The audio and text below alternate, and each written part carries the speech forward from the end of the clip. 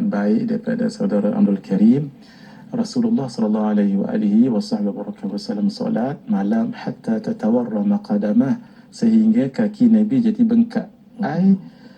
Lituli qiyamihi, kerana panjangnya Nabi berdiri, lamanya Nabi berdiri.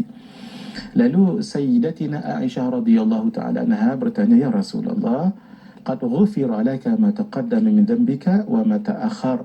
Ya Rasulullah, telah diampunkan kesalahanmu. Jangan diterjemahkan dengan dosa, sebab Nabi dan Rasul itu maksum, tidak berdosa. Sama juga Nabi Adam alaihi salam turun ke muka bumi ini bukan kerana dosanya, tetapi kerana itu ada hikmahnya. Begitu. Telah diampunkan kesalahanmu ataupun kekhilafanmu ya Rasulullah, yang dulu dengan yang akan datang. Kenapa solat sampai begini sekali? Jawapan Nabi ini adalah maqam tinggi dalam bab syukur. Afala akuna abdan syakura. Kenapa tidak aku menjadi hamba Allah yang bersyukur? Sebab syukur ni mahal. Syukur ini sangat mahal. Kalau sabar, kalau zuhud tidak ada dalam syurga. Tapi kalau syukur dengan puji ada dalam syurga. Naam, sehingga orang syurga mengatakan wa qulil hamdulillah, dan kami bersyukur kepada Allah.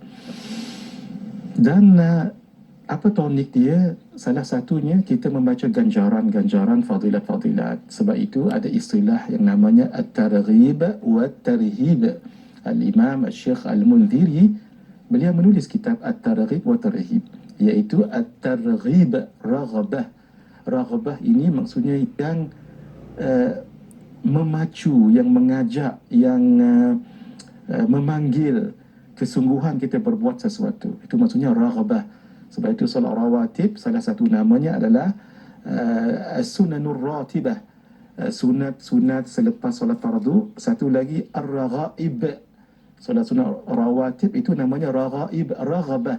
Raghabah ni kemahuan nak menambahkan amalan, kedekatan kepada Allah Subhanahu wa taala.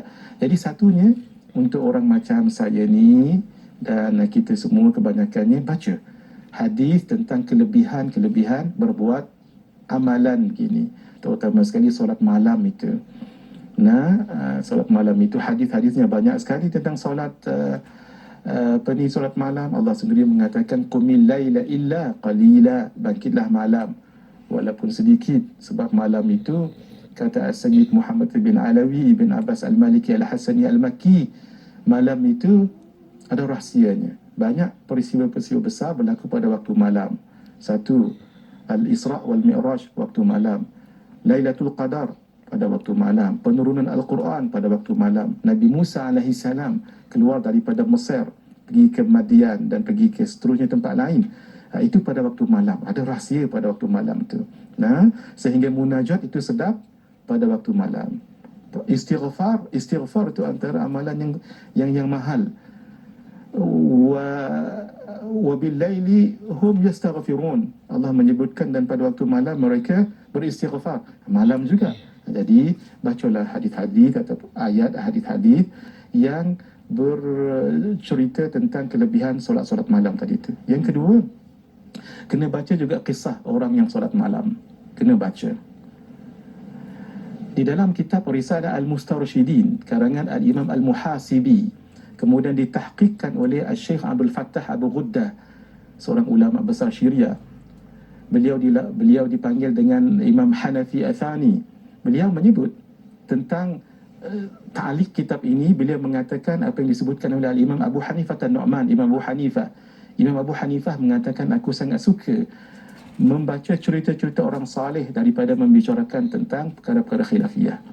Sebab cerita-cerita orang saleh ini seperti jundun min junudillah, adalah tentera daripada tentera-tentera Allah.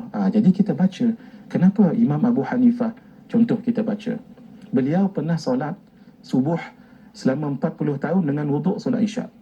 Imam Abu Hanifah An-Nu'man solat subuh, masyhur cerita ini, selama 40 tahun dengan wuduk solat isyak. Bermakna tak tidur malam. Bila beliau tidur? Beliau tidur qailulah. Qilu fa inna syaitana lam taqilu. Hendaklah kamu berqailulah sebab syaitan tidak berqailulah. Tidur sebelum zuhur sedikit. Gitu. Yang kita sebutkan tadi tentang Imam Malik bin Dinar. Beliau sembahyang siang dan malam itu 1000 rakaat tak tinggal.